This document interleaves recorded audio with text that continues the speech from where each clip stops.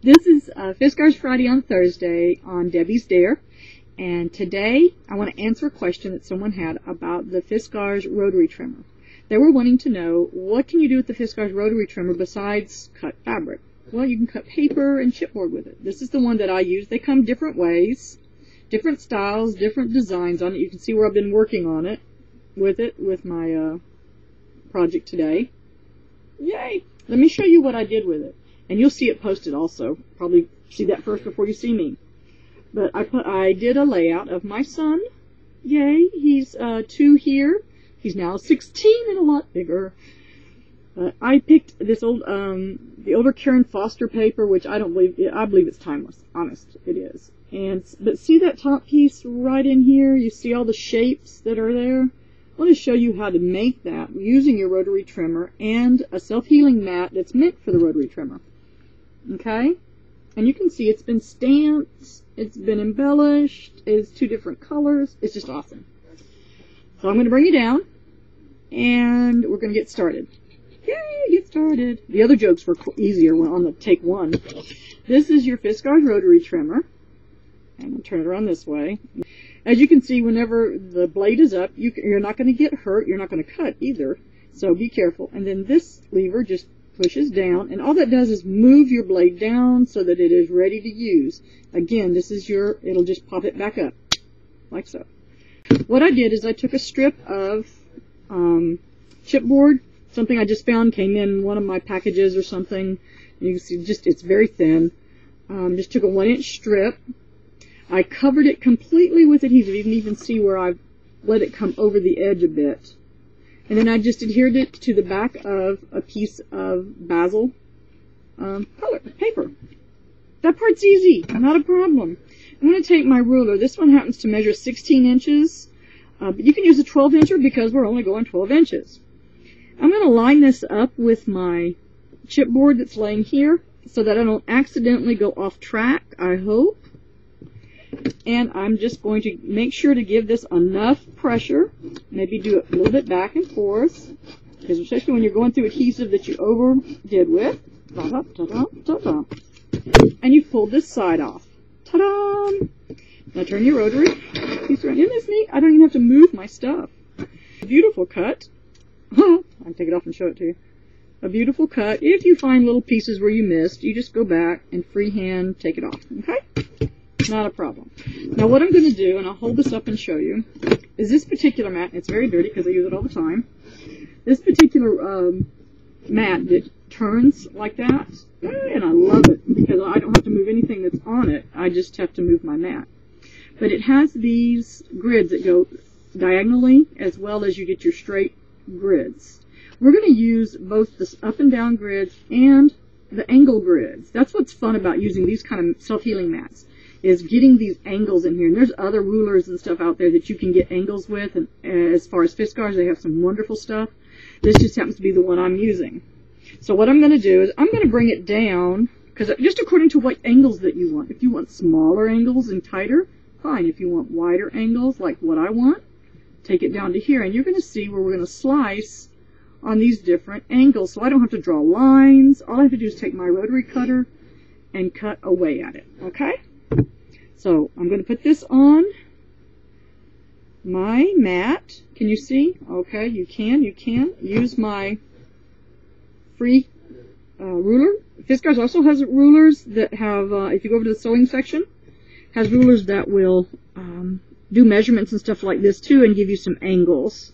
So I'm just, again, this is just here to keep me from going where I don't want to go. So 1, 2, 3. Yay! See, it's off.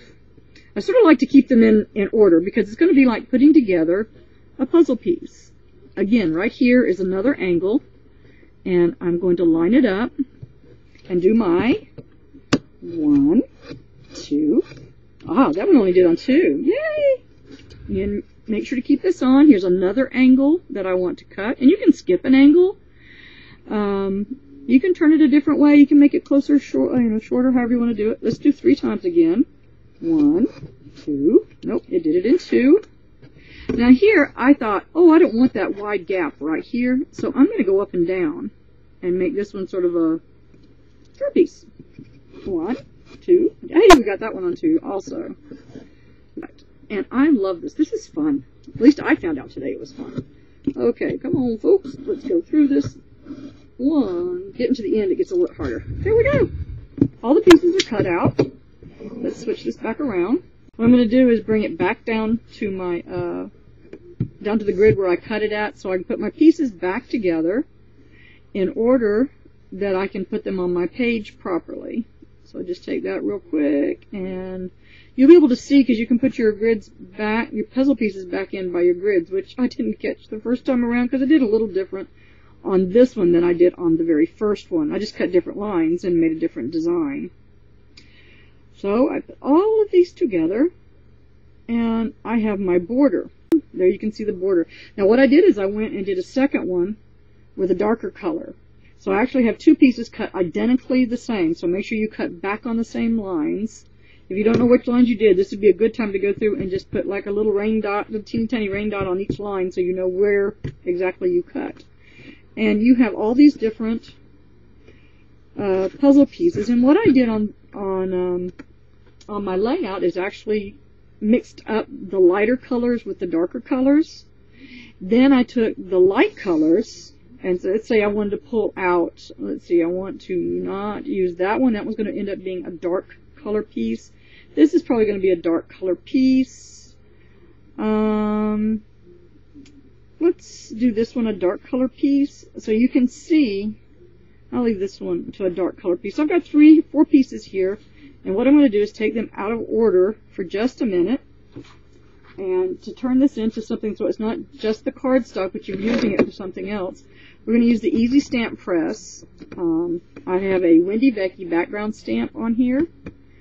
And you can see I can line it up however I want to. Here it's a background, so it's not that big of a deal where I put it at. Excuse me.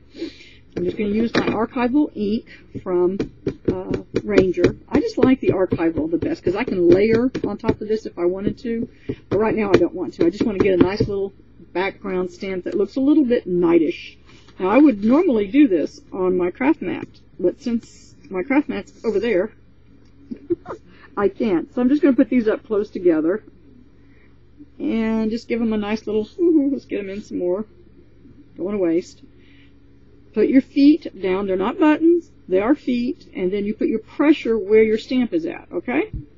And then that way, I don't have to worry about it smudging or anything. I'm just going to let it come back up. Ta-dum, ta-dum. All my pieces are down there. And I stamped them all. So I've got my lighter pieces stamped, and I'm not going to stamp my darker pieces. What I'm going to do is I'm actually going to take, I did a corduroy on the layout, but what you can do at this point is I went around even the dark edges, and to just sort of get rid of that chipboard look, and edge the side of it so that when you put it back together, literally, see this place right here, and then you're going to darken these edges, and it separates out the pieces. Although it goes together, you can see that it has a very distinct piece. Each piece is of its own piece, although it fits into the puzzle. I don't know if that makes sense or not. And then on the darker pieces, I'm just going to go back and put embellishments on it, like I did this. See, I just added, here was a magician's hat over here. And then I have a little thing that says magic here. And I have a little tiny dragon. These are actually done with Fiskars USX. And although I have a Cricut, this was fast. Very fast. Sorry, telephone. I'll catch it in just a second. This was very fast and quick, and I stamped it with that same stamp to give it some continuity, and just crunched and crunched and crunched it all up, and then put adhesive on the back and left that little crunchy look to it. Let me get it up close. Ta-dum, ta-dum. You can see. A little crunchy look there. And it gives the whole, sort of brings it all together, having that kind of stamp here and the stamp here. So, that's what you can do with your rotary trimmer. Take care. God bless you. Have a great day.